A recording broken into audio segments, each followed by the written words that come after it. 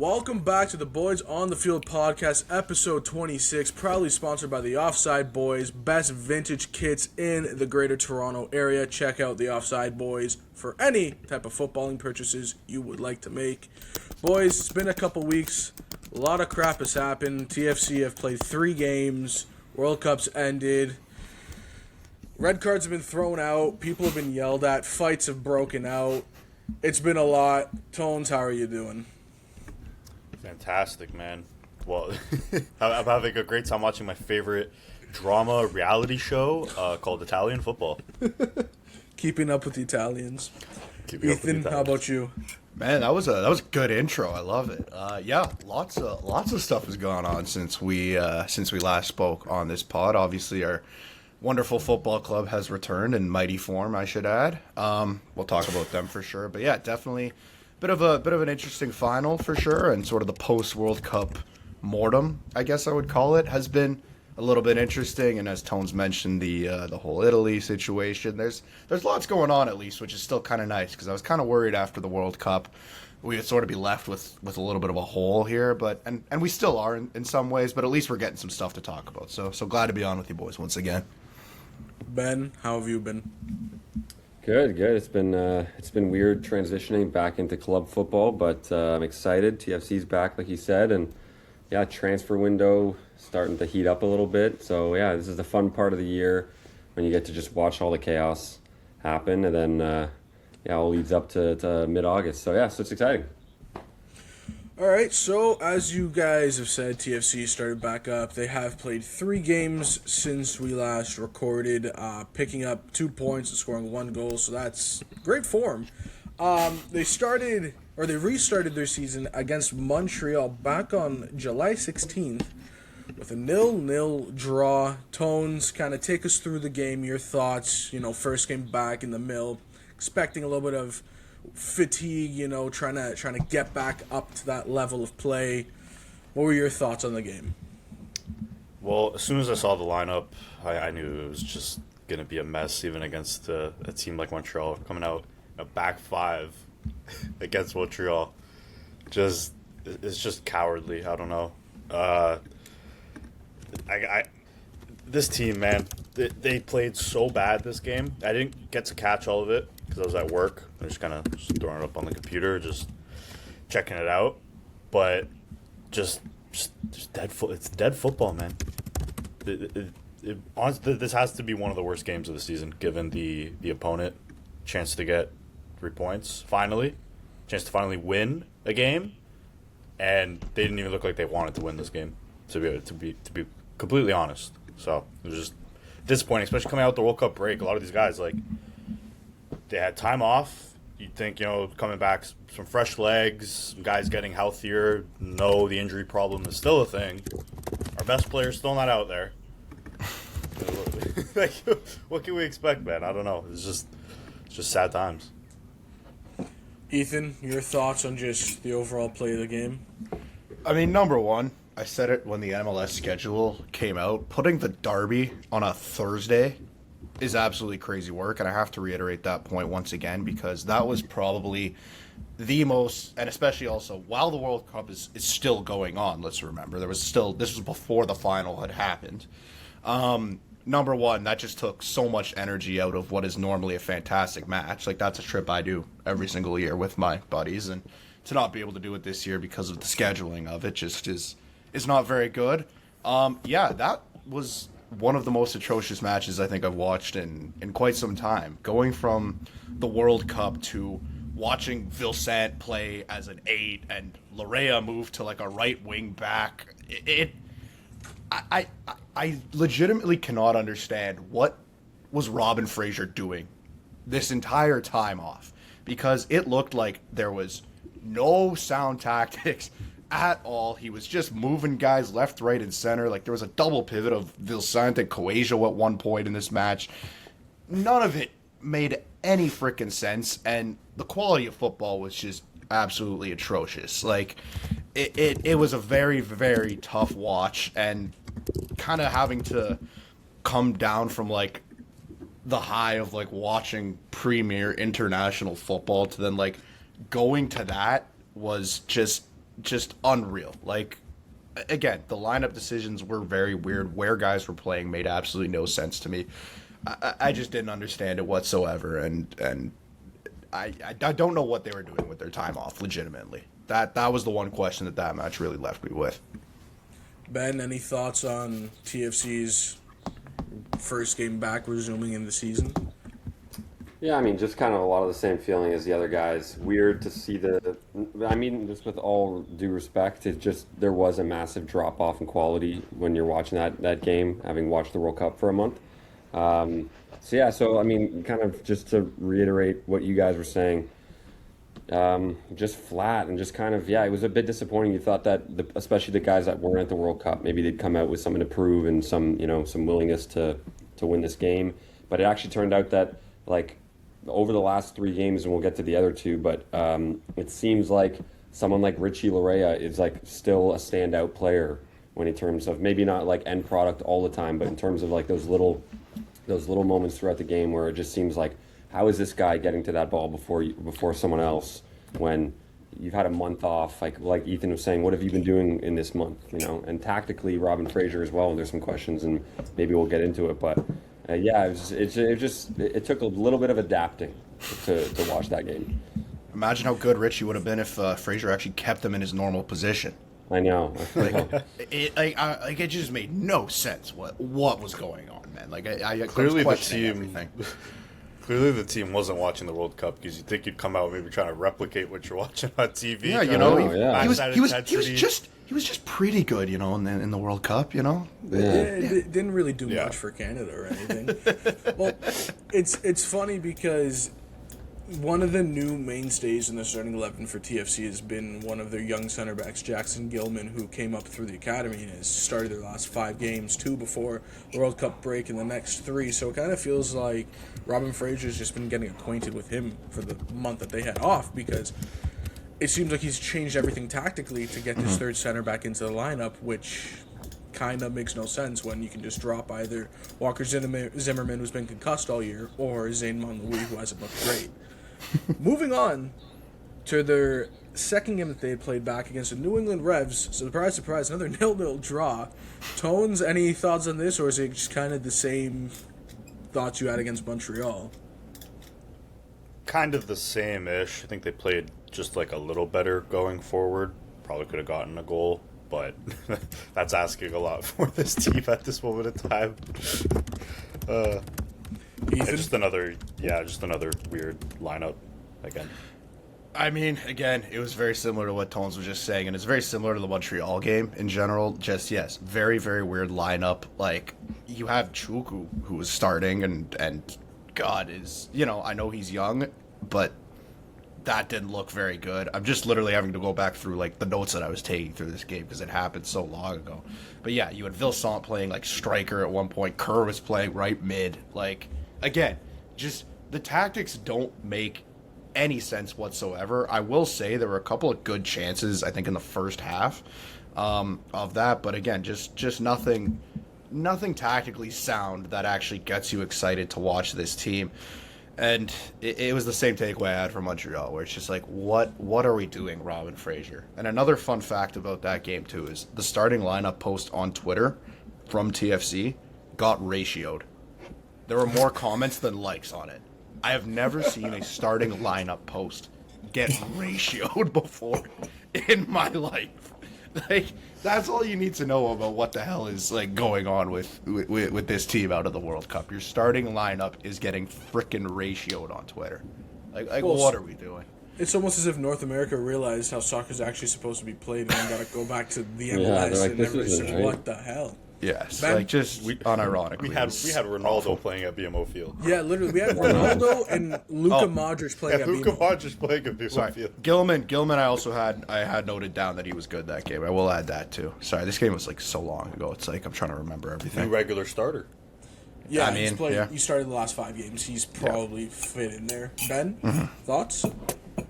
Yeah, much the same. I think as the optimist of the group, I do want to bring up Luka Gavrin again because 2 back-to-back clean sheets. Good for him. He actually played pretty well as well. So shout out Gavrin. I also want to.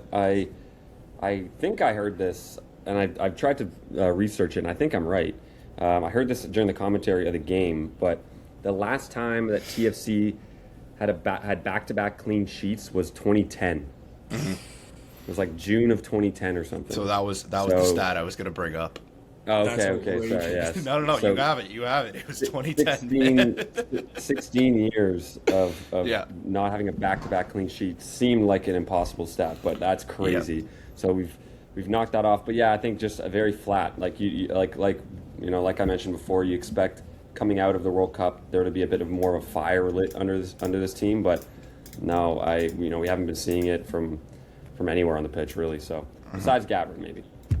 Another fun fact about Gavin. Gavin now has more clean sheets than he has goals. So that's something good.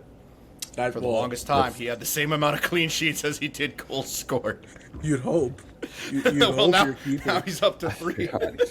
There's just that one Brazilian keeper that always, I can't remember his name, the one that played like 10 years ago that always come up in the Brazilian league to take the team's free kicks. Oh yeah. That guy, okay, Yeah. maybe. But yeah, just to go back, like it is kind of. I know we're going to move on to DC in a second. It's going to be a lot of the same stuff, but like 12 games without a win. We haven't won since April 4th, I think, against Colorado. It's just starting to get a little depressing, especially when we were sitting here a few months ago on the other side of the World Cup and talking about how at one point we were in a playoff spot. At one point we were on a bit of a run, undefeated, and now it's the complete other way around. It's getting a little depressing, I'm not going to lie. Seeing a lot of red on our results here. Well, if you're talking to Robin Fraser, he's going to tell you you're just looking at the stats the wrong way. There's a month break in between. Moving on to their most recent game, which, funny enough, we actually had goals for once, which you wouldn't think, TFC hadn't scored or been scored on in almost 2 months with the break. A 2-1 loss to DC, giving up a last-minute pen from Jackson Gilman, Robin Fraser's favorite center back. I don't understand. Tones, any thoughts on this game? Finally being able to see a goal scored, definitely makes you feel some type of way. How'd you feel watching this one? I actually felt I feel like the second half was actually really good after they went down a goal, and then going into the second half, they were actually trying to get back into the game, and I felt the goal was coming, especially with the guys that they had on the pitch. Mihailovic was taking some nice shots, and then they finally get the goal. It was a nice finish from Theo, who's looked decent since he's come back, slowly getting back into it. But then it was like once the game was tied, just like crumpled, and then just let DC back into the game. And then eventually, as they kept getting in the box, they messed up, gave away a pen. It was a bad pen to give away. I can't believe the ref didn't see it in real time. As soon as I saw it, I was like, ooh, that's a pen. That's a pen. And I don't know why it took them so long either at the VAR. And then, you just give up a pen that late in the game. It was scraps. Just unfortunate. Yeah, Ethan, we saw. Sorry, I was just gonna say to set you up. We saw our boy Sean Johnson standing on his head for DC. Good to see him. Just unfortunately for the other team. What did you take away from this one? I mean, very similar to what Tones was saying. If I'm gonna be honest, the first I don't know, maybe basically up until honestly Theo scored the goal, even though they were down for a good 30, 35 minutes or something like that. I thought this was actually kind of their best game that they've played out of the 3. It just looked a little bit more sound, and they were actually getting chances and everything. And then, obviously, Theo puts that one in the 75th. And so it was actually, it was a little bit, I don't want to say inspiring. I think that's too high of a word to give, but it gave me a somewhat confidence. But then it's exactly what Tones just said, man. As soon as they score that goal, this team just retreats and they crumble. And it's the classic TFC that we have been talking about for the better part of 2 years, where for whatever reason, they just have to concede late in super heartbreaking fashion. Again, like Tones was saying, that pen, it was obvious. I don't really understand how that had to be VAR'd, but it was. And as soon as it was, you knew that, okay, we're just losing this game. It's just classic TFC. it's insane that for some reason this club just can't find ways to somehow close out wins or draws or anything like that. And to your point about Sean Johnson, he was absolutely fantastic right up until that Cormano goal. And again, like Cormano's goal was like from close range. It was a very nice volley. Like he was fantastic. Kind of nice to see that he's still good, but sucks that he's doing it for another team. Bigger point I do want to make though is Josh Sargent not playing in that game after playing only 45 minutes against New England on the Wednesday. I'm sorry, but like you've had 2 months off almost, and you played 45 minutes 4 days earlier. Why aren't you in the lineup? Why aren't you playing in this game? He hasn't been match fit since they signed him from Norwich. Like, let's be completely honest. I know, but this is insane. It's getting to a point now where what injury is doing? it that you can't get match fit after having a month off, being able to just rehab the entire time, especially when you're taking 45 minutes off here, 45 minutes off there. You don't want to play on turf. He plays every second game at this point. It's like, yeah, I don't know. At what point are you just fit? And if that's what it is, if it actually is a fitness thing and not like trying to protect, like, you know, they kind of did that with Insigne a bit too. Not that maybe he was even injured, but just to prevent him from getting injured. But it's like you can't be signing for a team in the MLS if you're not going to be wanting to play on turf, or if you're not going to want to play in certain cities or whatever. You can't be like, don't come. Exactly, and you've had so much time off. That's the big thing to me, is like you had that ramp to get him to a level of fitness where you can be playing every. And I'm not saying he needs to play the full 90 or whatever on when you have a midweek game, but the fact that you only played 45 and you can't even go the next game is absurd to me. And after all the money we spent, too. Exactly. Just comparing him to Insigne there, TFC doing the same thing. The one thing you have to give to Insigne is that even though he didn't play much, when he was on the field, he was still contributing, right? Whereas I haven't seen a lot out of Sargent yet. There were times and there were other times where he wasn't. You know, of course, but so far what we've seen out of Sargent hasn't been much. Yeah, Granted, he's only been a couple games. Yeah, but yeah, that's my point though. He's been here for half a season, and how many minutes has he played? Like, it's kind of interesting. Now going back to Ethan's when did point, we sign him? at the start of the year, but he didn't start playing. Yeah, he didn't start playing until like a month in. So, back to Ethan's point, conceding late again. Ben, penalty happens. What was going through your mind? 90th plus 10. Ty Berevo steps up. Just started laughing. I just was like, yeah. I'm watching TFC, so yeah, 90 or what is it, 100th minute? Yeah, was it? 100th minute. Yeah, it was 90 plus 10, yeah. I was like, yeah. I literally was just like, yeah, this makes sense. Yeah, I wasn't even mad.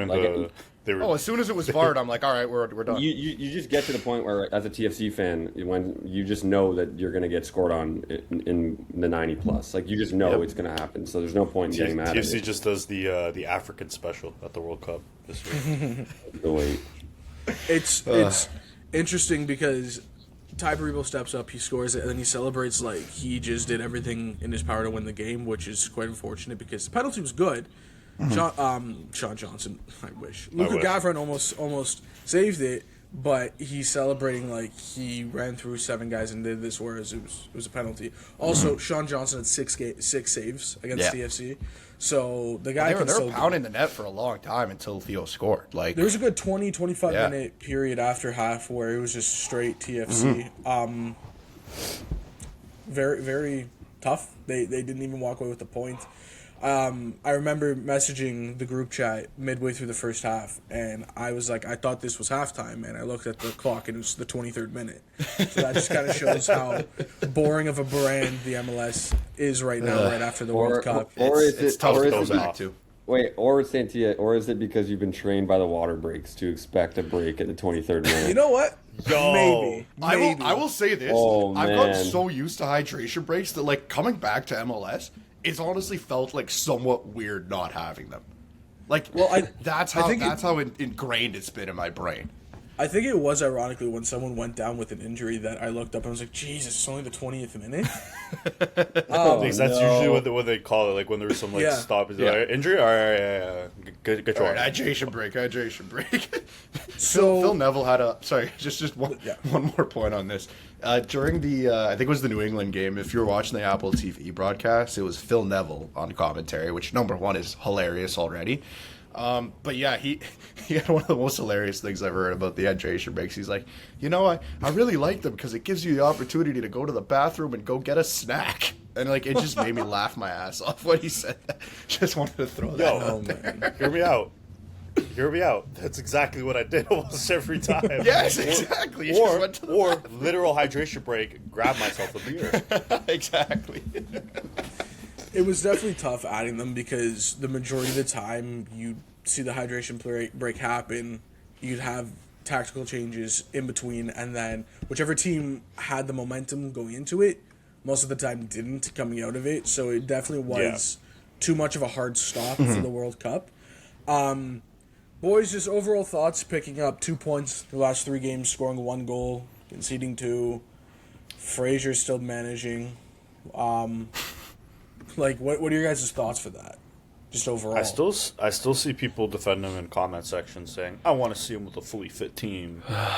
But it gets to a point where it's like, whoever has a fully fit team in this sport, in any sport. Especially in MLS. Carolina Hurricanes. You're getting paid to get results. Like, nothing's ever going to be perfect in life, realistically. Like, you got to make do with what you have, and he's just not doing a good job with it. So I honestly, I think it's time to move on. And even with the guys that we do have available, I still think this team is heavily underachieving. We saw early in the season the potential that they have. I still think there's a lot of good players on this team, and I think they just need someone else to sail the ship, to be honest, to take charge. I think they can get some better results, some better style of play out of these guys. Couldn't tell you. The one word that just comes to my mind, and I feel like, you good? Oh, glitch in there for a second. I was gonna say the one word that comes to my mind, and I've been using this over the past 5 years, is just apathy. At this point, it's like when we concede that goal late and in the 100th minute, like Ben was saying, like, it's just laughing. Like, it's like you don't even have the frustration or the anger of caring, which I think is the absolute worst spot a club can be in, when your diehards are literally just like sitting there being like, yep, all right, cool, it is what it is. Like, it's just apathetic, because it's been this way for so long now, and they've tried different coaches, they've tried different players and new ways of building a roster, and there's nothing has worked, and it's just you don't care. I mean, it's apathetic at this point. Like, that's the way I look at it. That is the thing, though. It's like, you hear, like, and I get it's just human nature, especially as a sports fan, to get so upset and just kind of, call for whoever's head, whether it be the person making the decisions behind the scene or the manager, or whoever it may be. And that seems to happen after every season for TFC. But you have to give some credit, like Ethan just said, like, they've tried a bunch of different stuff over the last 10 years or so. Like, we even going all the way back to, like, Defoe and Gilberto, and then them not working out, and then going, okay, let's go get Josie and Seba, then that working, and then they get Pozuelo, and that kind of worked, and then they tried with Insigne and Bernardeschi, and that was just horrible. Then they get Sargent. It's like they're giving it a go. But maybe it's just a manager situation. They kind of gave it a go with Bob Bradley, but maybe, like, I'm reading a list here of potential replacements for that, that might be on the cards. We got Bruce Arena, who is an experienced MLS coach. He's available right now. Mauro Biello, who was the interim Canada coach. He coached Montreal as well. That could be interesting. You're looking at my guy from Hamilton, Bobby. Are there names that you guys are thinking, hey, okay, if we're going to get rid of Robin Fraser, this is a guy I want to come in, or is it just the fact that we just need a change? I mean, it sucks that, like, Jim Curtin is, like, now going to go to Austin to start next year, because he was my pick from the jump when Herdman was resigned, fired, whatever situation happened there, it was always Jim Curtin to me because he was one of the most consistent MLS coaches and decided to leave his post at Philadelphia. And I remember at the time being like, yeah, this is the guy you go get. And when they got Robin Fraser, it was just, it felt disappointing. I wish, and of course now Austin has snatched him up, and he's going to be managing there in 2027. So it's just, I don't know. I don't know what other names are really out there besides the ones that you just mentioned, but it's insane that we're just in this cycle of like, fire manager, look for new manager, try new guys, look for new guys. Like it's boom, boom, boom, boom. It's a hamster wheel, and it keeps spinning, and nothing changes. Welcome to the life of a Chelsea fan. Hey, but you guys got Champions League in there though, so you can't complain too hard. This is one of the things that TFC, in my mind, one of two things has to happen. Either you fire Robin Fraser and you sign one of the managers that Ben just listed. Honestly, at this point, I don't care which one. Fraser's been in charge for over 50 games and has 7 wins. It's either 7 or 9. I can't remember which one. Either way, that's atrocious, and nothing you can do. It's just laughable. Or the other thing you do is you stop signing players from Europe. Get rid of Josh Sargent. Don't bring in this new guy that you just signed. I can't remember his name, but we're obviously going to talk about it in a minute. And you tank, and you go youth. You play through youth. Because they had a lot of young guys 2 years ago. They had Schaffelberg. They had Jaden Nielsen. They got rid of all these guys for what? So I couldn't even to make the Bob manager Bradley happy. happy. There you go. It's Bob Bradley. Why? Why are you going to get rid of them? To get Well, they were trying to. Yeah, They were trying to build something around them that just didn't work. And I feel like they've already invested so much money though on all these new guys. You gotta that's try to fine. Then you change the manager, or you change the coaching staff behind him, because Jesus, nobody can stay healthy. Mm-hmm. Like, it's one or the other. One last thing I want to mention about Robin Fraser before we move on to the new signing is we put out a clip back on May 7th talking about how Robin Fraser should be on thin ice and should be looked at to be fired. And it originally, when we put it out, some of the comments were, what are you talking about? There's nothing on this. TFC have done fine so far. But I think the four of us who really saw what was actually going to happen farther down the line, which was draw. And that's not Actually, going to win you anything. I don't think I did see this coming. I think I was the one that was like shocked on that clip, being like, "What? Why are we calling for his head?" So I gotta take my side. I can't give myself credit for that one. I was like, "Nah, it'll be fine, guys. It'll be fine." It wasn't fine. Visionaries. It wasn't fine. It was not fine. No. Now, moving on to TFC news that broke right before we started, we have a new player. Mm-hmm. And shockingly, he's very injury prone. Get in, lads. Come on. I believe his name is Nicholas Dorsch. I hope I'm saying that correct. Yes, sir. Coming from the Bundesliga, he is a German midfielder. Coming from FC Heidenheim, he played 1,800 minutes in the Bundesliga 2. 28-year-old midfielder, signed until 2030-31 season. He will likely take up TFC's third DP slot. Ethan, instant thoughts. What are you thinking about him? They're trying something. I mean, it's like what we're saying. They're trying. I mean, listen. So I won't pretend to know everything there is to know about this guy. Obviously, I did look him up when this signing was rumored or whatever it was, like a week ago or a week and a half ago. And I mean, he's had a pretty lengthy career. He's bounced around obviously through the Bundesliga, but he came up through Bayern Munich. We'll see. Like I don't know if it will work. I'm glad that they're still trying something. I'm glad they're going out and getting another DP and not letting that third slot kind of go to waste. They're trying. I don't know. Well, you can always trade that third DP slot to Inter Miami. So, who's that? Ben? They need it. They need it badly. Thoughts on the signing? Yeah, I mean, yeah, it's gives me Torsten Frings vibe. Maybe not as good as Torsten Frings because he was actually a baller, but yeah, a nice German midfielder coming in. If he can stay fit, yeah, it'd be nice to have any help that we can get. Just looking at his career path here, he's actually Yeah, he's played a lot of football over the years for some good clubs. He's represented his country at youth level. He won the U21 Euros, I think it was. I read. Yeah, so he's got a bit of experience, and like Ethan said, we're trying something. Any help that we can get is good help. So, yeah, I'm not mad. Any reinforcements I'll take. Yeah, I think we desperately need like some help in depth in the midfield, anyways. Yeah. Because last game we had Richie in the midfield, Mm-hmm. so I think it's time to get some. Not that he actually had a decent game there. Fun fact, but you can't be doing that. yeah, no, exactly. So like, I think you can put Richie can't anywhere complain. and he'll be fine.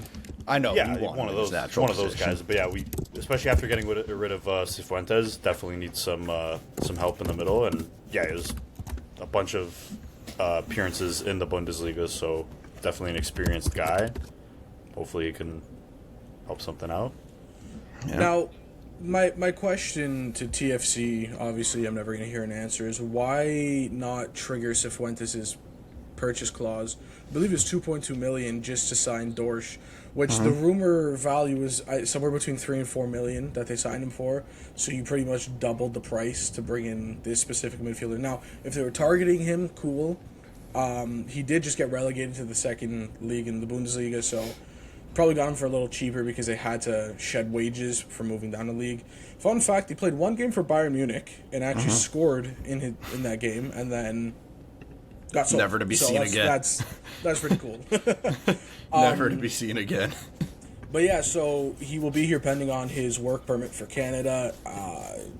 I don't know when you're going to see him play, considering I don't even know if this guy's fit.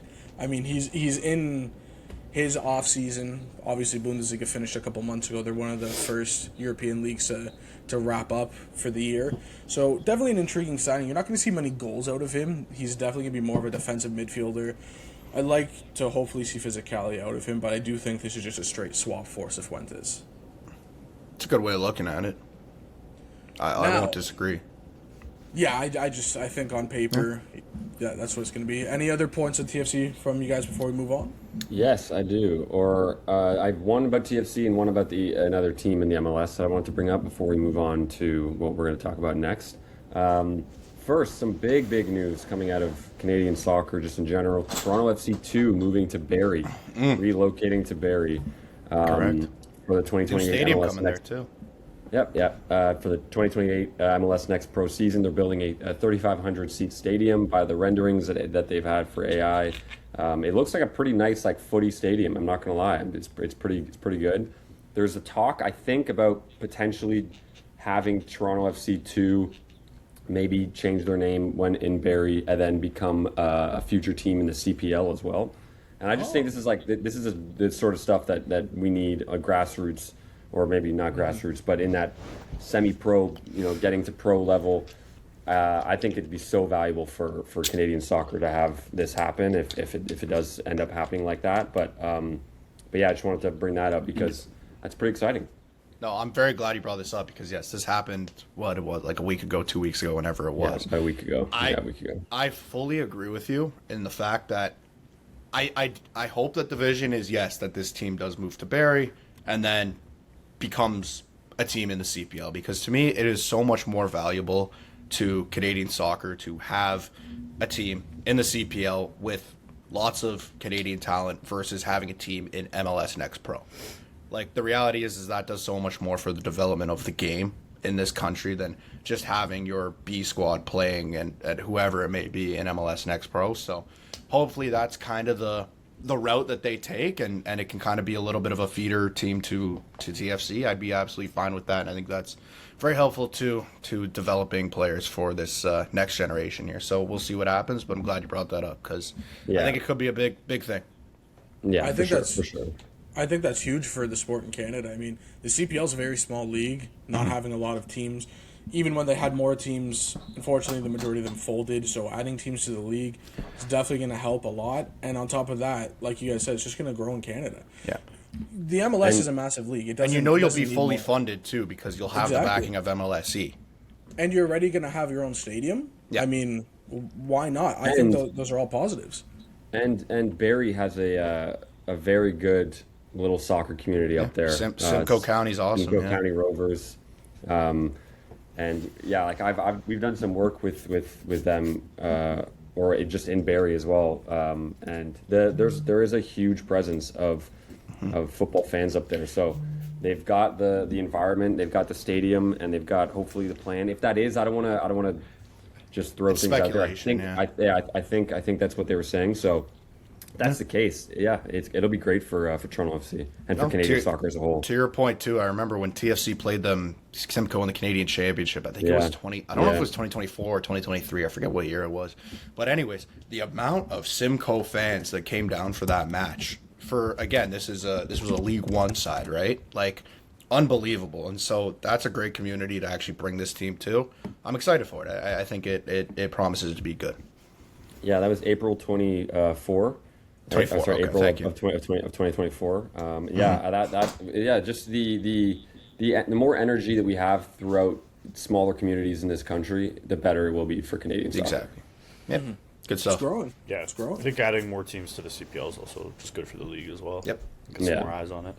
So I was just searching for the game that Dorsch played and scored in for Bayern. Oh, boy. It was on Saturday, April 28th, 2018, 4-1 win against Frankfurt. Scored the first goal in the 43rd minute. Nice. Was Davies on the field, or was that pre-Davies? Because that'd be pretty cool. No, their left back was Juan Bernat at the time. Whoa. I don't think they had Davies. yeah, they didn't have Davies at the time. Sorry, before we move on, I gotta bring up this story because I think this story is hilarious. So as we all know, Robert Lewandowski has just signed for Chicago Fire, which is an exciting move for MLS fans, getting to see one of the best strikers of our generation, hopefully at BMO Field soon. He arrives at Chicago, and Hugo Kuipers is wearing the number 9. This is hilarious. And he, as the nice guy he is, Lewandowski's a legend.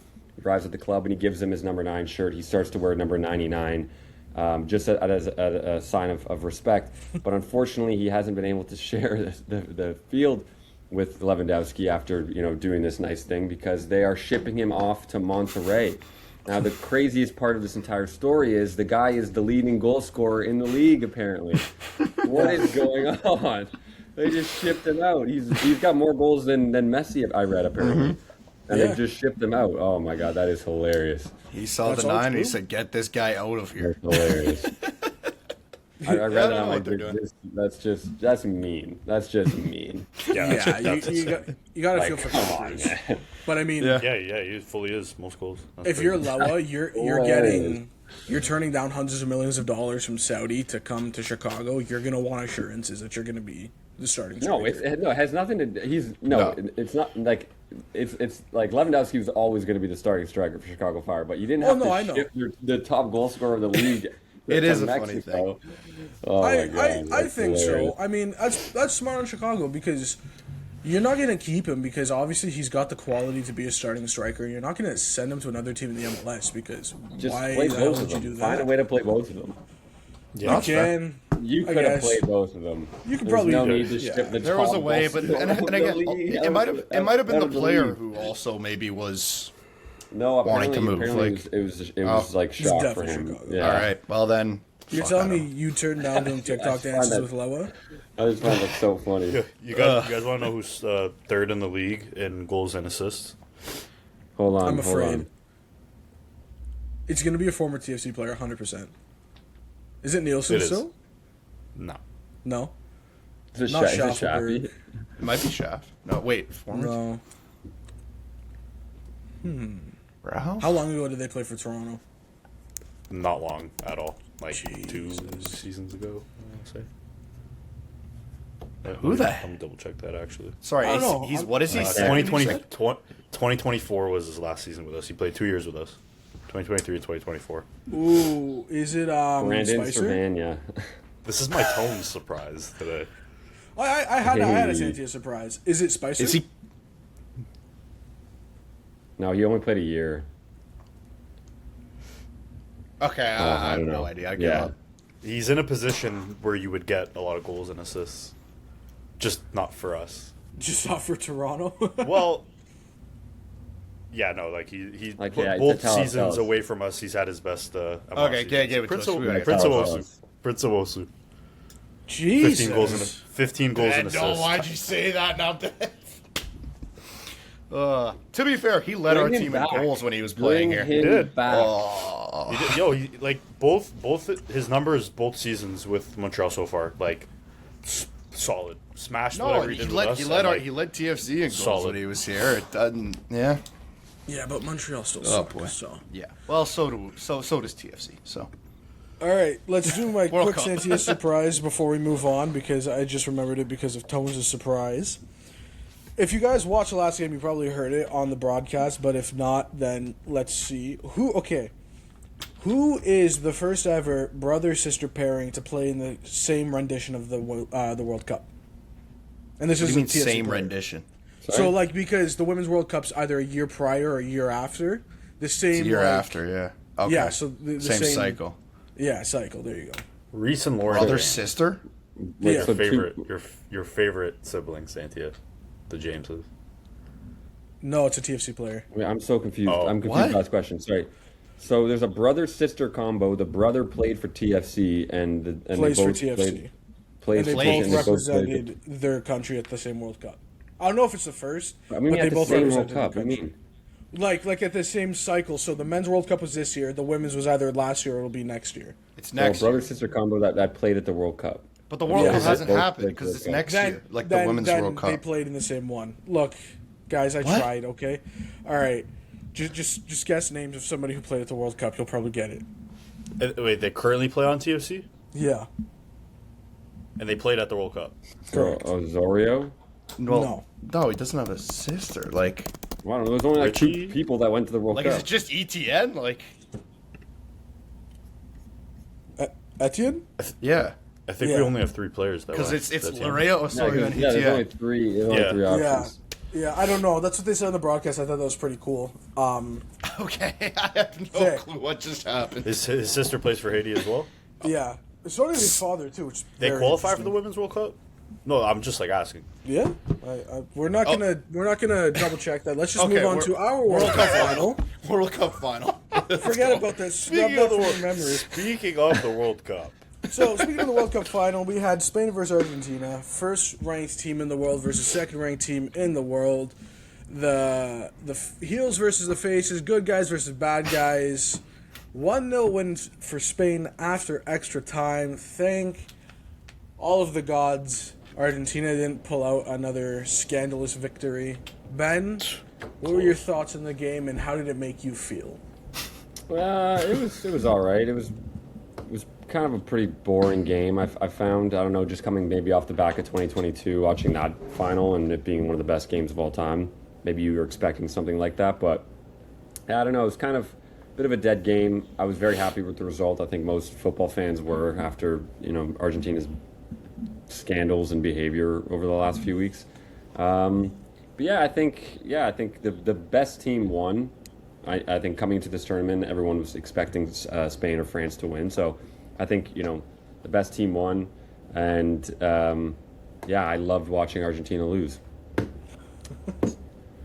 Simple as that. That's fair. Tones, I know you were very animated watching this one. we went from the best World Cup final ever to the worst. Yeah. Just point blank It's up period. I there. know we obviously haven't watched all of the finals ever, but the day before, the Score had put out like an article where they ranked each final, and like I went through all of them, and like I read the little description that they had for all of it, and after that game I was like, that has to be the worst. Like genuinely, that has to be the worst game, because like not only like 0-0, but were Argentina even there? Like they It's didn't even boring, belong in yeah. the same city, the same country, the same planet as Spain. Like they just should not have been there. Like England and Thomas Tuchel have It would've serious been blood on their so- hands. England, Spain, or England, France would have been so much more entertaining in that Well, we final. saw, Oh my- we saw like- England, France, and how entertaining that got. That is We true. saw True, yeah. we saw England, Spain in the last Euros. Even though Spain like dominated that game, it was still a game. It was still a game. Yeah, no, made it was a game. England were competitive. Spain was the better side, Yeah. but it was still competitive. Yeah, it was still competitive. Yeah, this one was just like exactly. yeah. Yeah, it's a shame. I still think Spain probably would have won, but like I think I have so. more confidence in saying England It would have been a better game, fight. It would have been a better game, yeah. It Well, would've let's been put a it to game, you this though. way: Harry Kane would have had a shot on target. Yeah. Like that would have been. Anyone bad would have had a Argentina. shot on target. Yeah. But that's No, that's it was- mental. That's actually mental that you played a World Cup I final and you can't didn't have a believe that. shot It was- on target. it was It's incredibly- actually mental. It was incredibly boring. I mean, that was, but like that's kind of been Spain's MO the whole tournament. You know, like none of their games have been that terrific to watch. I mean, they're just so They've clamps and stolen like a few. They've stolen a few. Like Yeah, they've but just at kind of least like their not done opponents- much. exactly like- they have Like I but remember yes, it was the very Portugal mundane. game. The Portugal game, they didn't. It wasn't like they played out of their mind for 90 minutes and then got the goal. It was kind of like, like this could go to extra time. I could see that might be a fair result here, and then they come out and steal it. What was the next one? They did the same against Belgium. Belgium. Belgium Belgium yeah, actually same thing. scored on them. The only Yeah, goal they conceded yeah. all tournament was to Charles de CDK. Ketelaere. It just goes to show how in these tournaments, all you have to do is come away with the win. It doesn't matter how you Yeah. get it. You just need to come away with the win and get to the next one. No, That's- to me, I I feel like that was even though post- they weren't blowing teams out of the water, I feel like a big reason for that were because of the lack of fitness from Lamine Yamal, or sorry, at this tournament, Lamal.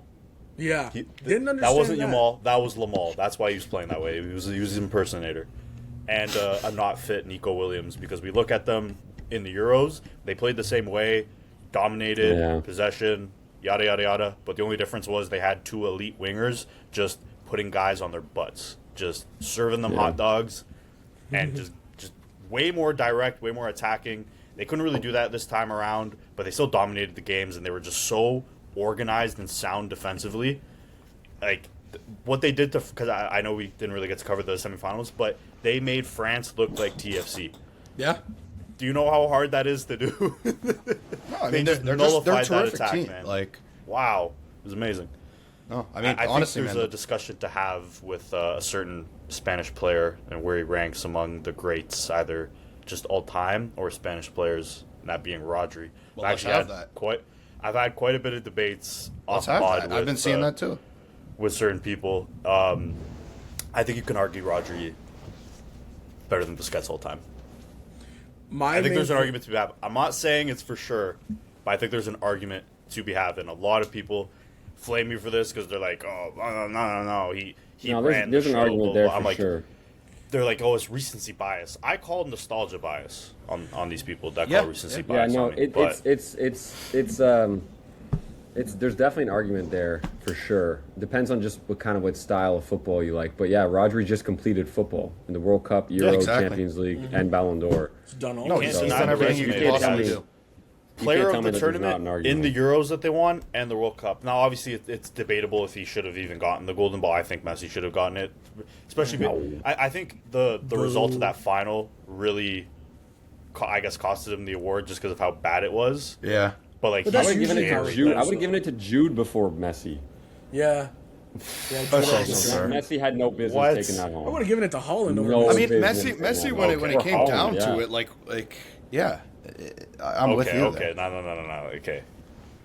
You're- I know you're- we hate this team, but he carried. They were so bad, and he carried them at 30. Well, I don't The know. I'm officiating a Ronaldo carried. guy saying this. I don't know. The He didn't officiating carry- carried. Yeah, I was gonna say he didn't carry them like he carried them in 2022, or Yeah. even like in 2022 was I think him he literally carried putting them on his 14. back. He still had an no, unbelievable tournament. no. Yes, unbelievable. That- But like, but yeah, he didn't carry them like in the Jude, same way. Rodri, Holland. There was a few I'd give it over Messi. Yeah. Yeah. Am I being Holland racist also Not right just now? give it just because it's Messi. We're just gonna like give it to. We're just gonna be like, oh yeah, Yeah. it should have been him.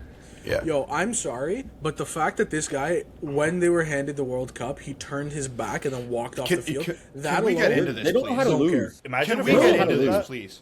Because that was the most utterly abhorrent display of Scumbags. sportsmanship I have ever seen in my life. Yeah. I mean, the fights after the game, you turn your back, you walk off the pitch. Like, this is supposed to be a guy who is, by many people's standards, the greatest football player of all time. I'm not saying yes or no to that, but many people believe so. And that was the worst frickin' display of leadership I have ever seen.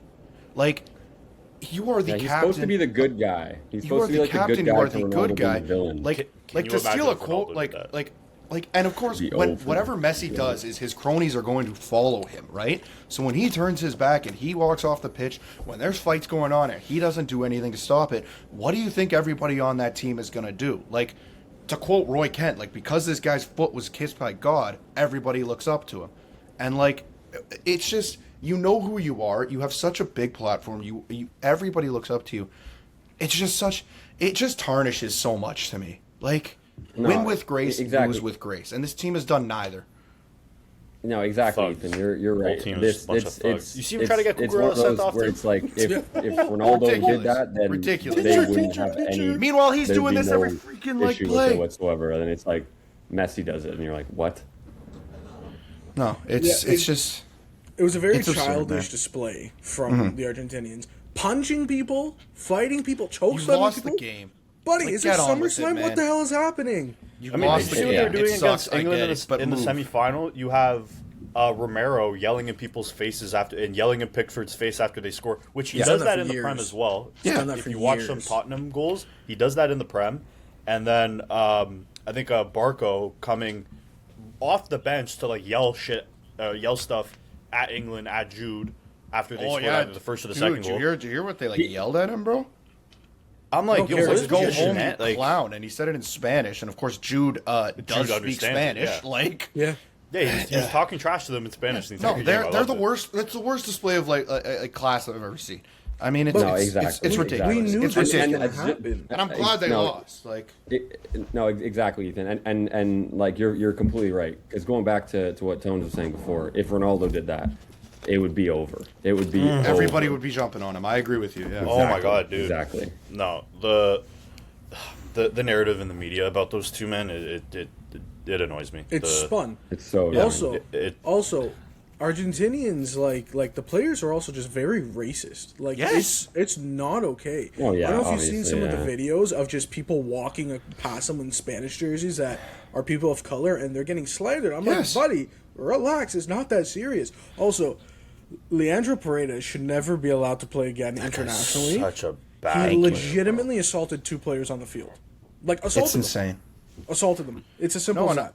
and I hope like a hammer kind of comes down because we know that Spain. I don't know exactly what the terminology is, but they did something with FIFA or put in some request to have something investigated, something like that. I don't know exactly what it was, but like it's ridiculous at this point because it's been happening every single freaking game, this entire tournament. You can bring it all the way back to 2022 even, and in Copa America we saw the same thing.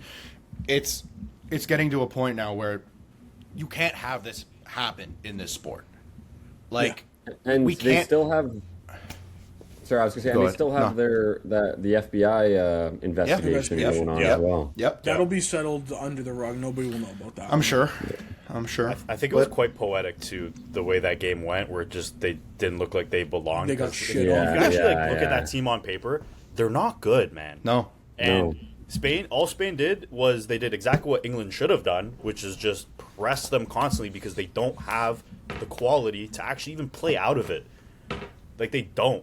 They're not good. They don't have good players, man. It was literally just easy path and Messi carry job, and then them playing with being passion merchants. That's all that was. And Yeah. and Tuchel. Yeah, they finally played a good team, and England were outplaying them slightly, and then they got a good goal off the break against their run of play. They got lucky. And then instead of, they tried to keep it going. I think they had like 2 chances after that, and then Argentina had a good counter. Then for some reason Yeah, that but scared them enough. barely. It's the lowest. It just took all of the soul out of or all the energy out of the team when you have 6 defenders and a keeper on the Yeah. pitch. I mean, 7 of your 11 players. That's just ridiculous. it was I could bad. do an entire segment criticizing Tuchel's like team selection and then how it Oh resulted yeah, we in. could go into a Dan tactical. Bell. We could go into a tactical. Oh my god, I would love that. I would love that. Why was I would Jordan love Henderson that. even there? I'll get. Oh, I used to be a coach. Hey, you're about to sign him. Chelsea's about to sign this guy. Okay, That to be is fair true. though, A Chelsea one-armed are a Jordan very Henderson. young, immature, and undisciplined team that could probably use a Hendo. Actually, that is true. But I would love. I used to be a coach. We'll get the board out. We'll get Oh, the boy. tactics. We gotta we'll save do that it for all. We'll do it another all. episode. No, Oh, funny geez. Instant too, semifinal the- analysis. the way Spain won was literally identical to how they won in 2010. Yeah. No, They no, dominated no, a no. team. Yes. No. Yes. No. The Dutch Yes, were they so dominated much, a team. Were so much more involved in that game. We're so much more involved in that game. Yeah, anyone could be slightly more involved in a game where you have 0 shots on target and only 2 shots in the entire game. But that's what I'm saying. So it's not the same. It's not the same. They You dominated have the to play game. different football against the Dutch, 100%. Hold on. They dominated the game. Team gets a red card. I believe it was a second yellow as well. Yeah. And then the Barcelona player scores an extra time. Oh, okay, if you're like specific.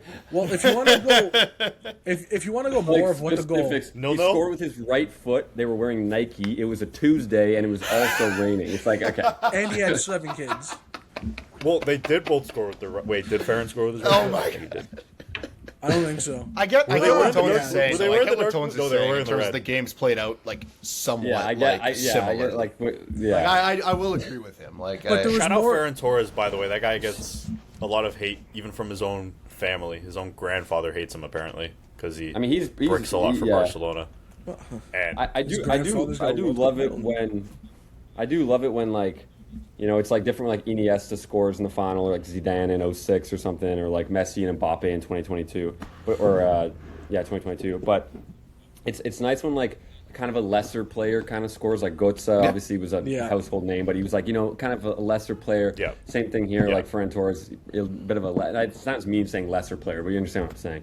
Someone that's like, you know, now you're a legend. Like now it's done. Like one goal and you're done. he's You're a he's legend. on wall murals. Yeah, you're legend. out. no, You're for out. sure. I mean, that's a career cementer right there. That is. Yeah. What you guys? Exactly. I gotta ask this. What do you guys think of the damn halftime show? Oh, Very buddy. stupid. Buddy. Oh my god. Stupid. Oh my god. Oh my god. I'm gonna Like, we shoot got the myself. Muppets Oh coming my out. god. That was funny. No, the Hey, fact that guys. I love me some Bieber. I love Jay Biebs. That I was love awful. him. What are you doing? What are you doing with the Hallelujah, man? You're bringing no, and all this- the vibes down. You're And bringing you the know all the FIFA vibes Lasso definitely like wanted that. introduction. Like, I what's thought that was going kind of funny. I thought that was actually kind of funny, and then he What's just the came out setup and of just that? did a little acoustic, and I'm like, God, you gotta get. Well, yeah, Yeah, because especially you after know World Peace BTS Act. just had a very like up tempo performance. Yeah, that was And good. it That was like, fine. I don't know. Shakira was the only good part for me. Shakira. Yeah, tell me was why the- Shakira That was was it. playing the same song that I've heard the entire tournament. 'Cause it's the and World just Cup the song. entire summer. Tell me how that was the best part of it, though. It was literally a song that I know. I've heard a million That times. I've got sick of. because Like, she's well, the goat. Shakira can do it like no one else, man. Yeah, she's the I'll give her goat. that. Shakira's awesome, brother. It's just so funny going back to the Muppets point because like someone at FIFA had to go to the White Stripes and ask them to play the song, and then they're like, no, we just want to play the song. We don't want you guys here. We want Who's gonna the play the song? Muppets. The Muppets. Muppets. Don't worry. The Muppets. They brought out the Like Muppets. that's incredible. Oh Oh, my I was god. dying, man, when this was happening. Oh my god. I was like, what is Just, happening? it was so random because it was just all these It's a different great people. way It to, was to cap off a very American World Cup. Yeah. we'll call it that. yeah. Was it a Surprised red they card? have an hydration break in the middle of the Yeah, halftime right. performance. Shakira just starts chugging Gatorade. Hydration break. Was there a sponsor to the halftime? I can't remember. If I it don't was like, think here's so, your halftime no. performance brought to you by Pepsi or Coke. I don't think whatever. it was like that. No, I think it was just the halftime show. It was pretty I'm funny shocked. seeing Dino and R9 come out with Madonna. And it's like, my what God, are you dude. doing? Also- what, like, I love- what is?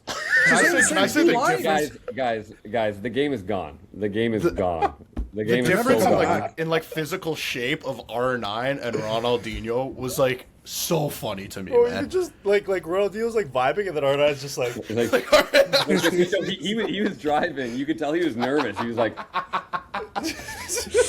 It's like, this will be my third DUI. I'm gonna lose my damn, license. this guy's a World Cup legend and a Ballon d'Or winner. This guy, He's so funny, man. Crazy. He kills me. He kills Oh, me. man. Anything else, boys?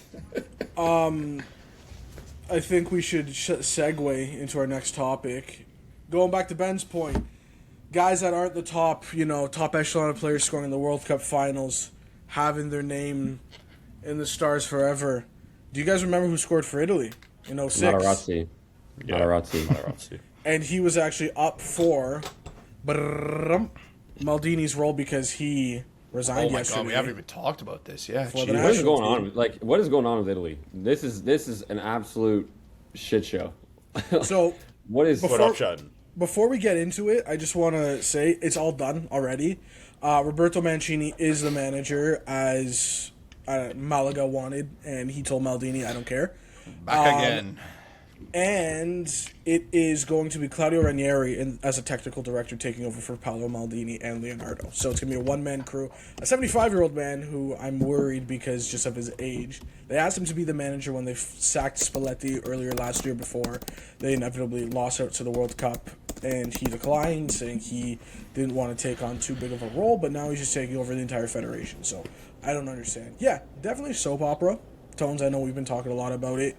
Are you happy? Well, I know you're happy with Mancini coming in, but are you happy at the way that we got to this decision? No. It's just such a bad look. It just looks unprofessional. It looks Bush League. Like, it looks like something that would happen to, like TFC. Ghana. was it Ghana that went through that whole thing where, like, the coach didn't want to leave after they fired him?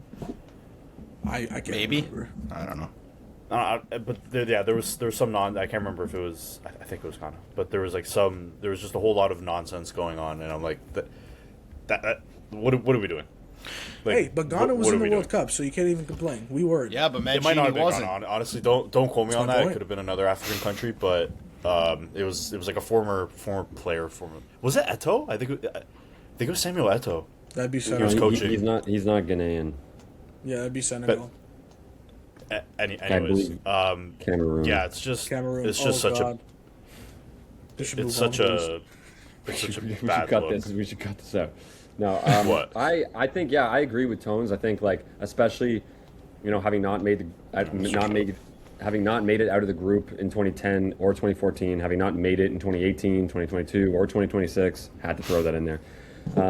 You needed something to like some big thing to stabilize the football association in Italy, like the entire community in Italy, and it felt like 2 weeks ago they were starting to do that and getting good people in, making smart decisions to get a good manager to come in, and then rumors of Pep and Ancelotti and all this stuff, and you're thinking, oh my God, Italy could be back here, but just to have it all unfold like this just adds to this whole like almost like mockery of Italian football over the last It's a good way of putting decade it. or so.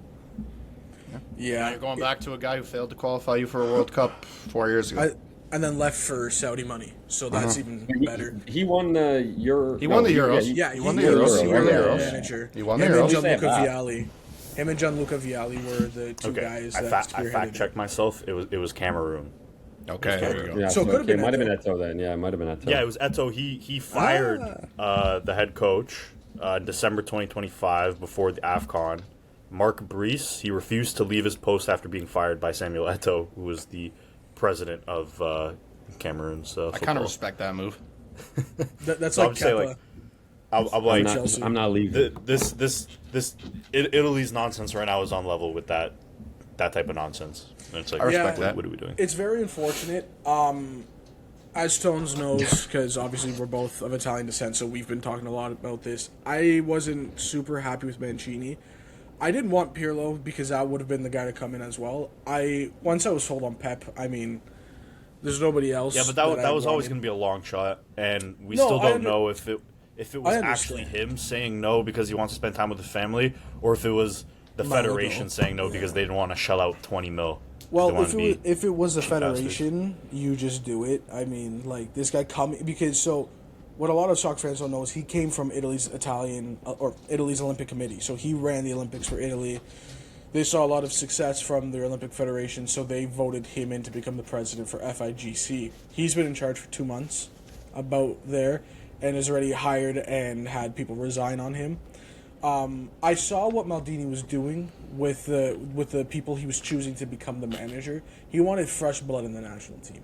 He didn't want to go back because the two names that Malaga wanted was either Mancini, who he inevitably got because that was confirmed earlier today, or Conte. He wanted someone new that hasn't experienced managing the national team that could bring in fresh blood, which is what I had wanted as well, which is what I think a lot of Italy wanted. I think Mancini left on a sour note, resigning from the national team after failing to qualify in 2022, and then taking up Saudi Arabia's managerial job because they threw super money at him, which is insane. And then managing in Qatar and then kind of resigning from there as soon as Italy said that they want him back. I think Malaga always wanted Mancini, and regardless of who Maldini brought to the stage, unless if it was Mancini, he was just going to decline and was hoping for other reasons or other things to pop up, so he seemed okay with it. You know what I mean? But yeah. Well, Ethan, there I you know go. you're not big. Do you have any thoughts on it? I know you're not super big into European soccer, but if you have any thoughts, I'd love Well, to I'm hear. not super big into Italian football. I won't lie, like you two. I mean, you're going back to a guy who was there 4 years ago. Good luck, but that thing is an absolute crap show right now. And I think. Excuse me. good luck. I was just reading something here, and it's really interesting. Cynthia Tones, I'm not sure if you guys have heard this sort of stuff before, but part of the reason why Italy's been struggling over recent years is they're saying there was a report that came out earlier this year that had the Serie A's average age higher than all other major European leagues, that only 32.1% of Serie A players are eligible to play for Italy, and that Italy ranks very poorly for investment in youth development. They're ranked 49th out of 50 leagues globally for minutes played by under 21 players. And that they're actually they're looking to allow a new rule or a new law with gambling that has a percentage of turnover on bets placed on football in Italy being given to a fund for youth football, which honestly would be kind of cool. So bring Pirlo in there. Yeah. Yeah, I knew that. Make him the ambassador. if you look at Como's stats from last season, I don't know how far into the season it was, but it was over halfway through. What the statistic was, they only had 1 minute played by an Italian so far during the year for them. Yeah. An entire team only had 1 minute played by an Italian. There needs to be a rule where either you have to have a grassroots player, like youth players, in your system, on your bench, on your reserves. There might be though. I don't know. Just like I know maybe there is they for other didn't leagues. play. I don't know. Or you have to have at least one Italian in your starting 11 at all points, which I think is a rule they're trying to pass, where you need to have either minimum minutes played or an Italian in your starting 11, which I think is... To be fair, Cesc has come out and said that he's tried, and there just wasn't anything. No, and I agree. Because I guess that's the conversation then. Because if you do want to have that rule and you do want to make sure that Italians are being used in starting 11s, the quality of the league will drop. Goes down significantly, yeah. So when you're going to the Champions League and you're playing, the league, it will fall, maybe short term, but long term it'll help. I think it's what's the priority? Is the priority to develop your national team, or is the priority to have the league? Yeah. Or to develop the national team. If you actually gave the youngsters a chance to play first team football, good youngsters that make World Cup and make Euro finals in the youth tournaments and win them too. You actually give them a chance on these first teams instead of just burying them in the second and third division or burying them on your bench. That's what they need. Quality They league need could go more up if those guys youth. Think about it. Who are the two top young players in the Serie A right now? Off the top of your head. Who are they? Italian or just No. Just in the Serie A. Yildiz. Yeah, well, It's Are we counting Gonzalo? Is Gonzalo Ramos still young? I'd say maybe. You guys got two Champions League. Who did you say? Yildiz and Nico POS Paz. Esposito. It's Nico Yildiz and Paz, Nico Esposito. Paz. Who did you say, Tones? POS Esposito as well. Esposito's up there, but he only That's a guy played last year. that Inter had to be forced to play, and then when they finally played them, it's like, oh, he's a actually baller. good. Oh, Yeah. wow. Why didn't we just do that in the first place? But yeah, It's just- so it's just ridiculous. The two top youth players statistically are Kenan Yildiz, who's Turkish descent, and Nico Paz, who's Argentinian. They're not putting in any Italians. Now, I have heard AC Milan are keeping Francesco Camarda for the year, and he's actually going to play, which is he's, I believe, 17 years old now. He's the one that had 470 goals in 89 games as a 13-year-old. So he's actually going to be playing, which is good, because that's a great step. Him and Esposito need to be the future of the Italian national team. I think they just need to put more money and opportunity into the league for the youth, because they have talent there. They win all these youth Euro Cup tournaments, but they're just not transitioning to the national team for whatever reason. Whether or to just senior football in general. Exactly. Whether it's because whoever the manager is for the national team doesn't want to put them in those positions, or they're not able to crack the squad in their league. But look at Dortmund. But if they're constantly not being used by different sets of managers, and across the league, most teams aren't using youth players, wouldn't it just tell you that the youth players aren't good enough? Or is it just that the managers don't want to play the youth because Every they're single afraid manager, though? I think the majority of the managers in Italy are a lot of the old guard where they're afraid to play youth. You know how hard it was for Juventus to convince Massimiliano Allegri to play Kenan Yildiz? They forced him. They said either you play him or you're fired. But yeah, I'm like then, if they're good enough, if they're good enough, then they would be played. They play. Like Fabregas, has come out and said I tried, and he's not part of the old guard. Like there's a bunch of young managers in the Serie A right now, and maybe it's just because they're not good enough. There's two other issues that I propose about the managers in Serie A. One, it's a coaching carousel. So the majority of the managers in Italy aren't playing for their team or aren't managing their team for over 2 years. So every time you bring in a new manager, they're going to have a new system, they're going to have their new favorite players. So that's just going to hinder the entire potential of the squad. The second thing, too, is usually in leagues like Italy, Germany, and France, if you're a young top player, you're going to get snatched up if you're not already on one of the top teams. And then they're going to loan you out somewhere else and play you somewhere else. So that's the other issue, too. Because since Inter Milan, Juventus, AC Milan, all these top teams are just going to try to take all the top youth players. They're going to let them go. They're going to sign them, and they're going to send them out on loan to another team, usually in the second or third division. That's the issue. They're not getting that top They need to be loaned out in the Serie A. Exactly. But they don't want to help their competition, which is very, very stupid. It's a wild time, boys. I have honestly, personally, when it comes to the Mancini hire, he was my number. If it wasn't Pep, honestly, he was my second choice. I wanted him over. I'm dead serious here. I don't want Carlo Ancelotti. Yeah, no, they do. I saw him at Everton. He needs. I think he needs big players more than Pep does. I'm gonna be real with you. I can't see that guy building any sort of foundation. He needs a built team to run. Build it. Yeah, building any sort of like brand, any sort of identity. Yes, more than Pep. I'm not getting into this debate. I disagree I'm not getting completely. into this debate with you. You know, I disagree with that completely. But I'm not getting into this debate with you right now. We don't I'm have enough time for that. I'm not wasting that energy. Super quick breaking news talking about the Serie A playing old people. John Stones is signing for Inter Milan. That's confirmed. He is having He'll do bits over there Tuesday. Oh my god. He will, but again, that's my point. Just back to they don't play youth; they go for old, experienced. Yeah, players. they just go for. Why would you want a young Italian player when you could have an old English player? Right? Just such a much better option. So crazy. Who's gonna play a total of 5 games for you? But as soon as England call him, he's there. That guy barely played for City this year. England call him up, he's out here playing full 90s at the World Cup. No problem. Oh, he's gonna play. Look at Akanji. They love their former City center backs. Him and Akanji are just still good center backs. I hate to say it, but he's still good. I agree. I hate UEFA just came out. The European soccer body blasts reported FIFA proposal to sell World Cup stakes to private investors. I did see this. Yeah. That's... Oy. Man, Infantino needs to get it's getting bad. FIFA's just, and this is why the Euros clears the World Cup.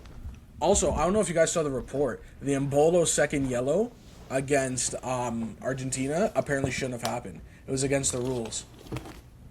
I want to see if I can find it here. You're not allowed to.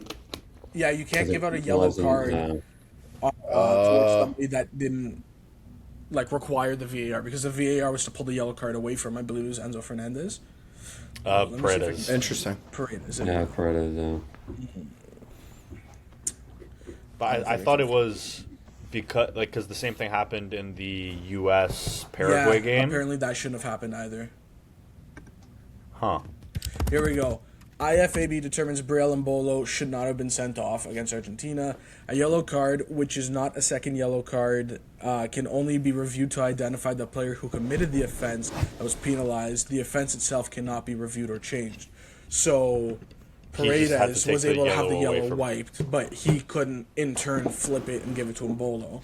The use of the mistaken identity clause to deal with simulation during the FIFA World Cup 2026 was well received and will be included in the detailed review of the VAR protocol announced in curricular number 32. However, it may not be used as such until the review is concluded. So they liked what the mistaken identity was. It shouldn't have been flipped. It was still a red card. Like it was still. Sorry, I mean, still honestly, a yellow card. Should have been sent off. it's over now. Like, Yeah, I just thought that was not interesting going that came out earlier. Whatever. They can't do anything now. But anyways, if nobody else has any more points, we'll wrap it up. Nah, This is by it's a far long the one, boys. longest Ooh. recording. Yeah. Everyone Walk good? over. Becoming an Italian football podcast now. Well, when TFC draws, Well, that's No, what's that's gonna fair. happen. All right. For my co-hosts, Ben Griffith, Ethan Gabor, Anthony Lancioni, I'm Anthony Santia. Remember, Offside Boys, best kits in the GTA. This has been a fun one, boys. See you next time.